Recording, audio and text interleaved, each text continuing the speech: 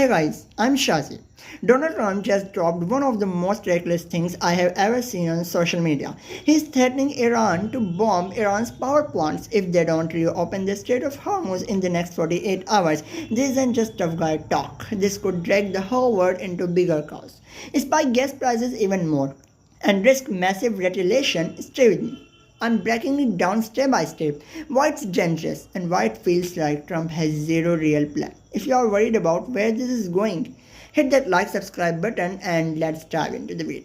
Here's exactly what he posted. If Iran doesn't fully open without threat the Strait of Hormuz within 48 hours from this exact point in time, the United States of America will hit the obliterate their various power plants, starting with the biggest one first.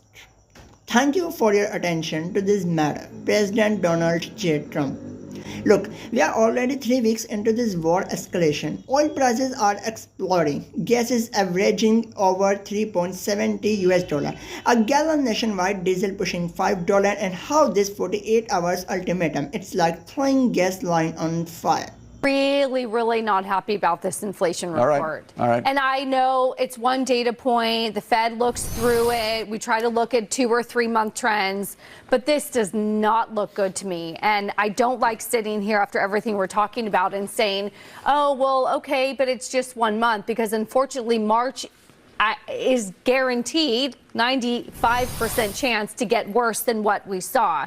And this means higher gas prices for Americans. As you mentioned, the national average today, $3.72. Wolf, I remember speaking to you from a gas station in New Jersey just on Friday when the national average was $3.63. And just look at where it's come from a month ago, up over 72 cents. If you look at diesel, though, diesel fuel, that's seeing an even higher spike and a faster spike in prices, up $1.24 from when the war started just a few weeks ago. Diesel prices reaching almost $5 a gallon. And that is critical for actually a lot of drivers that I spoke to in New Jersey who say they use their trucks for their personal work vehicles. And think about all the major trucking lines that use diesel fuel. That is going to have a trickle-down effect to everyday items for Americans. Think about all the food, the perishable food that comes in on truck. You're talking about dairy, meat, produce, things that have to come in regularly. Shipping for everyday products from Amazon, from Macy's, Barnes & Noble, wherever you may be ordering something, that's coming in on a truck. So those costs going up, of course, fuel at the pump and jet fuel, which is why some economists are suggesting that airfares could rise in the next couple weeks to months.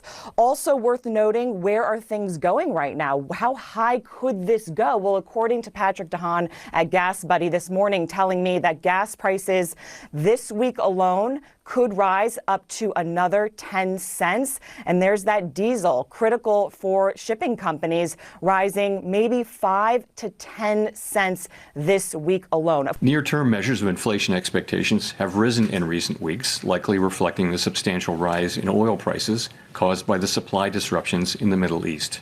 Has been saying Iran is basically defeated. No navy, no air force, no radar left. He rejected ceasefire talks, saying Israel is calling for a ceasefire in the Middle East and to reopen dialogue.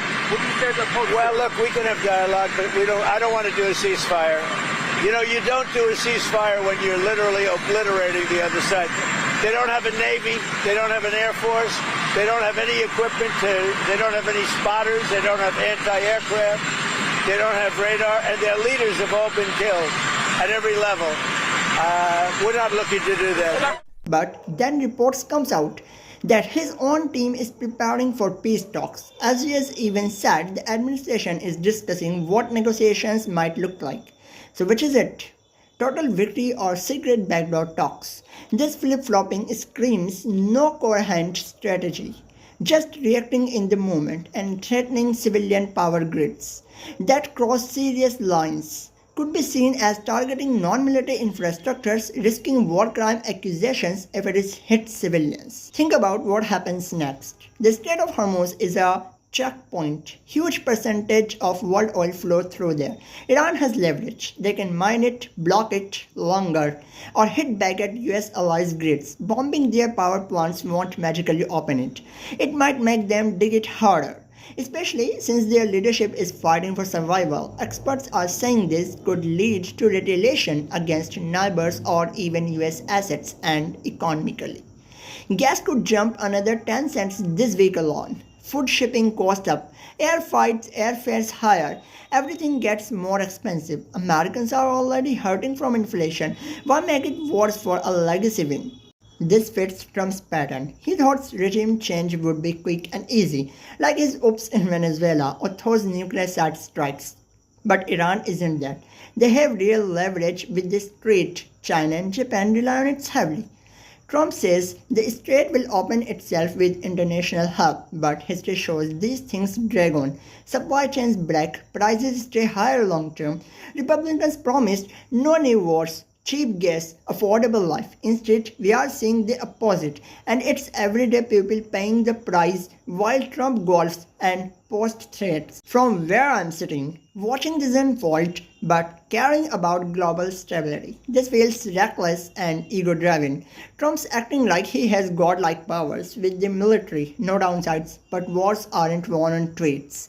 This could expand regionally, vest billions in US tax dollars, and leave Americans with unaffordable everything.